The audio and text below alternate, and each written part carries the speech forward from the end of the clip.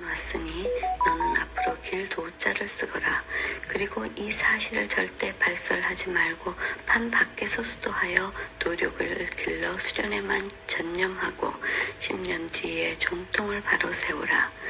때가 도래하지 않았는데 알려지면 모함을 받아 어려움이 있을 것인데 침묵을 하고 10년 뒤에 종단을 잘 이끌어 세계로 나아가라고 말씀하셨습니다.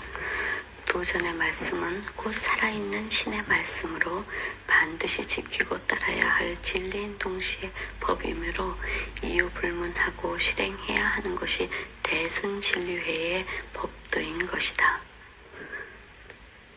도전의 혼회 말씀 중 임명장은 전에도 없었고 후에도 없을 것이다 라는 말씀은 강대훈에게 수여한 임명장이 처음이고 마지막이라는 뜻으로 이 말씀은 곧 도전께서 유언과 유언장을 가름하여 표현하신 것이라고 할 것이고, 임명장은 도전 사후에 도전의 뜻을 믿지 못하는 종도가 있으면 증거로 보여주라고 남긴 도전의 유언장이나 다름이 없다. 4. 교주 도전 박한경님의 화천.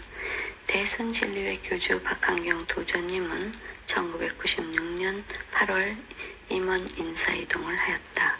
그런데 종무원장만 공석으로 놔둔 채 인사이동을 단행하였습니다.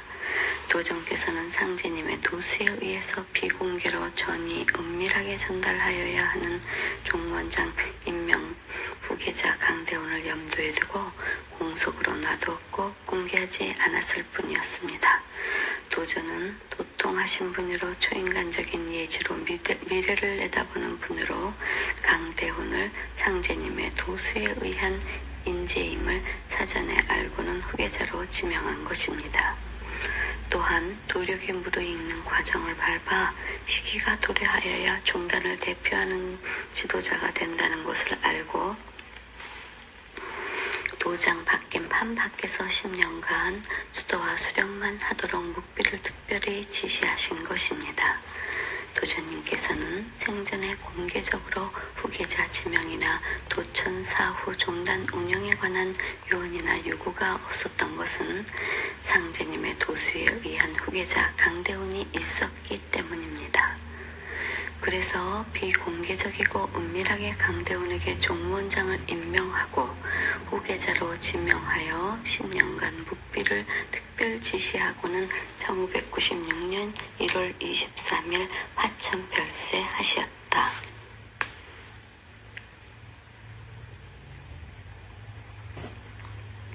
도전께서 화천 별세하시자 도전님의 예언처럼 전 종무원장 경석규와 여주본부 도장 원장 이유정 두 사람이 서로 자신들이 도전의 후계자이고 종단의 대표자라고 파벌을 조성하여 법정 싸움을 하며 이전 투구한 사실이 도전의 예측이 맞다는 것을 증명하고 있습니다.